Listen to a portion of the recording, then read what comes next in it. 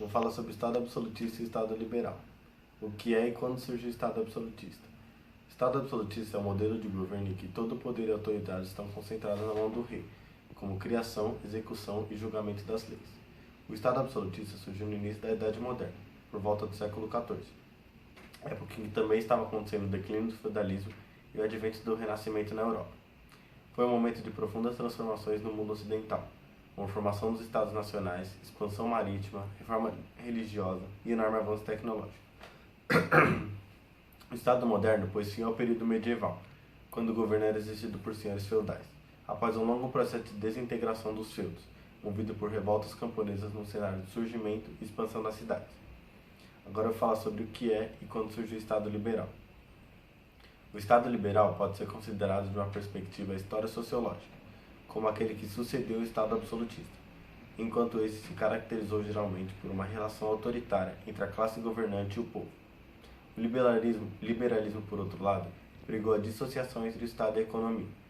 O liberalismo surgiu com o desenvolvimento do mercantilismo e se aprofundou após o advento da Revolução Industrial, no século XVIII. Com a implantação do sistema fabril e o aumento da produção, as relações humanas se tornaram cada vez mais complexas. As cidades cresceram, desenvolveram-se as ferrovias e o navio a vapor. As máquinas intensificaram o otimismo baseado na crença do progresso e na onipotência da tecnologia. As principais características do período absolutista é que todo o poder envolvido estava concentrado somente na mão do rei. É importante lembrar também que o governo absolutista controlava ações administrativas, econômicas e controlava também as forças armadas. A nobreza e o clero foram perdendo poder de acordo com a ascensão da burguesia. Então, conforme a burguesia ia crescendo, o poder da nobreza e do clero ia diminuindo. Um pensador muito importante foi Thomas Hobbes, nascido na Inglaterra no século XVII, e é o pensador mais associado ao absolutismo, junto com Nicolau Maquiavel e Jacques Bossuet. Para isso, existe o Estado, segundo Hobbes, para proteger os homens, os quais, em seu estado de natureza, não seriam necessariamente dotados de bondade. O acordo entre os homens que faz surgir o Estado mostra, portanto, o caráter antinatural deste pacto social. Quanto mais forte fosse a presença do Estado, mais protegido o indivíduo ia estar. Então, Hobbes criou a seguinte ideia: a única maneira de instituir tal poder comum, capaz de defendê-los das invasões estrangeiras e das injúrias dos outros, garantindo-lhes assim uma segurança suficiente, é conferir toda a sua força e poder a um homem, ou a uma assembleia de homens, todos submetendo assim suas vontades à vontade do representante, e suas decisões à sua decisão, de um modo que cada homem dissesse a cada homem: cedo e transfiro meu direito de governar-me a mim mesmo a este homem, ou a essa assembleia de homens, com a condição de transferires a ele teu direito, autorizando de maneira semelhante todas as suas ações. Feito isso, a multidão assim, unida numa só pessoa, se chama Estado. O liberalismo ele surgiu logo após a época do período absolutista, que foi no início do século XVIII. Ele pregava que todo ser, todo indivíduo tem seus direitos naturais e inalienáveis. Quer dizer, ele pregava que todo indivíduo tem seu direito de expressar opinião publicamente, ter seu direito de religião, liberdade de religião e seus direitos naturais. E também, se uma consequência sociopolítica desse olhar que privilegiou o indivíduo, foi a noção de que a sociedade e o Estado são produtos de uma convenção. Pelo lado econômico, vigorou a ideia de que o Estado não deveria interferir, não deveria mexer em assuntos que deveriam seguir em seu rumo natural. Esses aspectos do liberalismo representavam uma oposição radical ao modelo centralizador e concentrador do Estado absolutista, que era acostumado a guiar os rumos da economia. Com o liberalismo, o Estado passou a ter funções específicas, cada órgão fazia uma função específica, mediante a divisão de seus poderes e a postulado de que os interesses individuais coincidiam com os interesses da sociedade, ou seja, os interesses intelectuais eram os mesmos que os da sociedade. O fim do século XVIII e o início do século XIX foi marcado pelo avanço do capitalismo, passou a exigir atitudes mais rígidas, mais agressivas, por parte da classe empresarial, num ambiente econômico que estimulava o fator da concorrência. Valores como individualismo, liberdade, tolerância e competição contribuíram para um modelo mais democrático em relação ao absolutismo, de fazer política, e, no entanto, essa visão liberal sofreu várias críticas desde o fim do século XVIII. Enquanto para John Locke, um dos pensadores mais importantes, o direito do indivíduo à propriedade era natural e inegociável, ou seja, era inalienável e introcável. Para Rousseau, o pensador Rousseau, representava a própria decadência moral da sociedade. Assim se fazia uma crítica denunciando que o liberalismo beneficiava uma determinada classe de cidadãos, a burguesia e não a sua totalidade. As funções que o Estado deveria desempenhar, que ele devia fazer, são um aspecto central nessa discussão, um dos assuntos principais. Basta olhar para o século XX e a oscilação entre modelos liberais e intervencionistas. Por exemplo, um liberalismo desenfreado no início dos anos 1900 levou a uma concorrência econômica brutal entre países europeus, ajudando a desencadear a Primeira Guerra Mundial. Depois vieram estados ditatoriais, com o nazismo, o consumismo e o fascismo. O estado de bem-estar social, implantado a partir da Segunda Guerra Mundial, pregava a intenção em certos setores como educação, emprego e saúde. Como que eu vou pausar o negócio? Agora pode... Bom, eu vou falar da hierarquia do Estado absolutista e do impacto que teve na sociedade. Primeiro de tudo, eu vou falar do seu governante, que era o rei. O rei, ele tinha um poder julgado como divino. Por quê? Porque na época se pensava que aquela autoridade que o rei possuía sobre o Estado era dada diretamente por Deus. Os monarcas, que no caso são chefes de Estado, usavam esse artifício como forma de garantia da sua soberania sobre o Estado. O poder do rei, por ser divino, julgado pelo povo e por todos os outros, era incontestável. Nenhuma outra camada da sociedade podia ir contra isso, pois podia também, claro, ter muitas consequências a eles, punições. Porém, a Igreja Católica também tinha uma grande influência sobre o Estado, pois ela cuidava da parte espiritual. E isso acabou criando uma certa rivalidade entre os dois, que fez com que um dos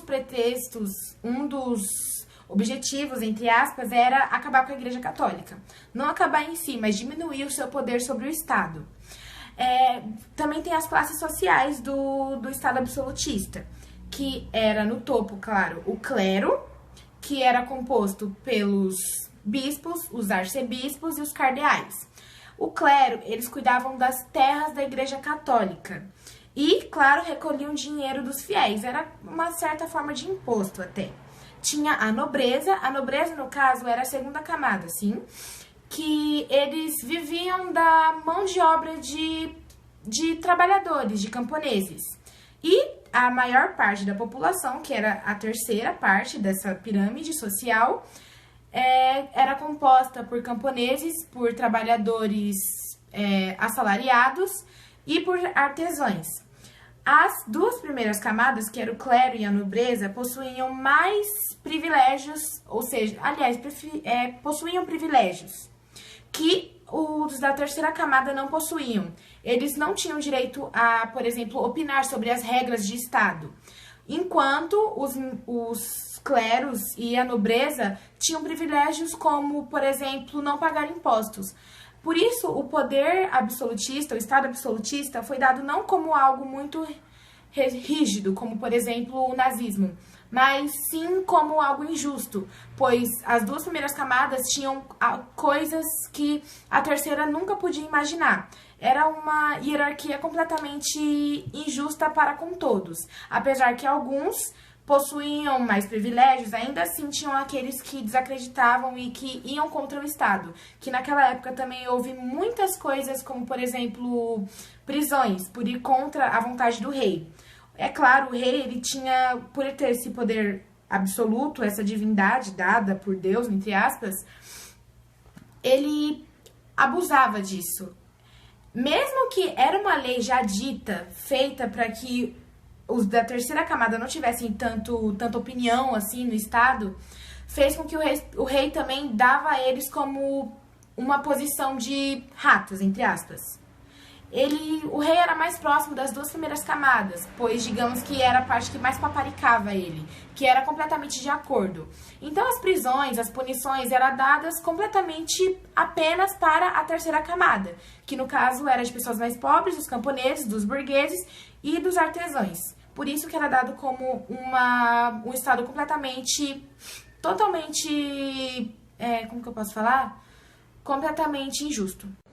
e eu vou falar um pouco sobre a hierarquia do Estado liberal e os impactos que ela tem na sociedade. No aspecto político, o liberalismo ele vai demonstrar que um regime monárquico, que é comandado apenas pela vontade do rei, ele não pode com eficiência colaborar na garantia da liberdade, porque no momento em que a vontade do rei subjuga o interesse de um grupo social, o Estado está impedindo os princípios da liberdade e da igualdade. A economia, para os liberais, ela tinha que ser, então, estimulada e regulada pelo próprio mercado e não pela elite política.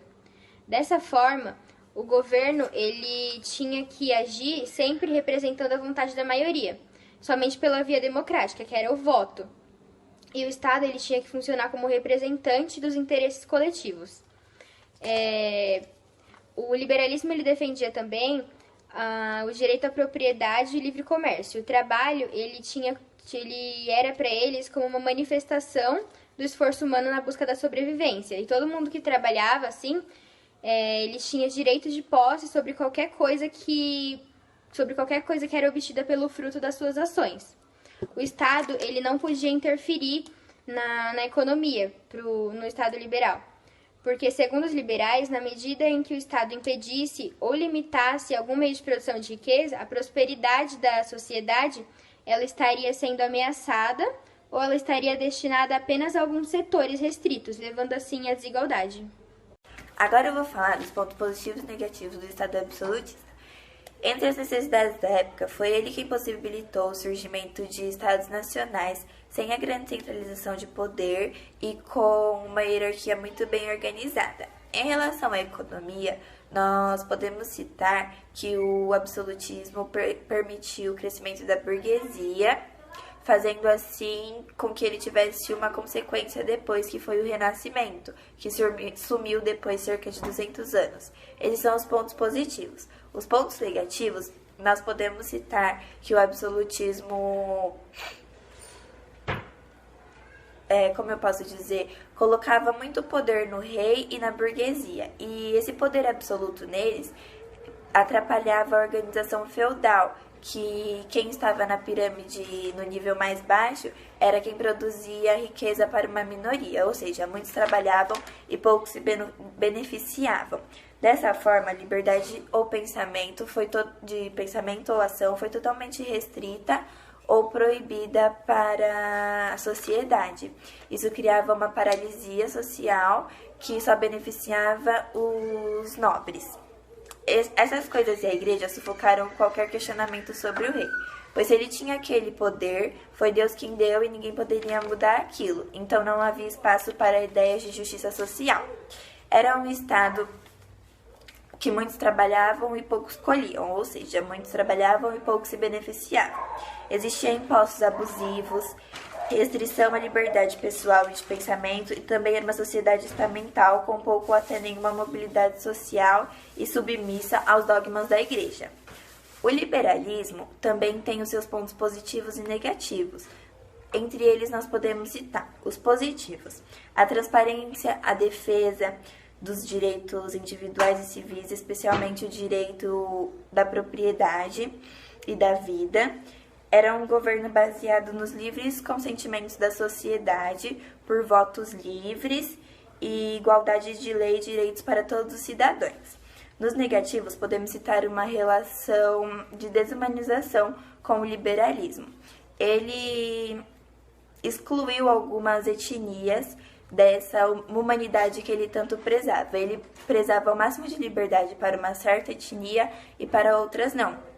As que ele excluiu foram os irlandeses católicos, os africanos negros e os ameríndios, dizendo que o tratamento brutal para eles faria bem, porque levaria eles à civilização, como se eles fossem obrigados a passar por aquilo para poder ter uma certa dignidade. Agora, destacando um pequeno ponto do trabalho, o liberalismo foi uma reação contra o absolutismo. As pessoas não estavam satisfeitas com o governo do absolutismo e deram um jeito de reagir criando o liberalismo. Mas o liberalismo não agradou a todos, então eles reagiram novamente e criaram o socialismo, que é o tema do próximo trabalho.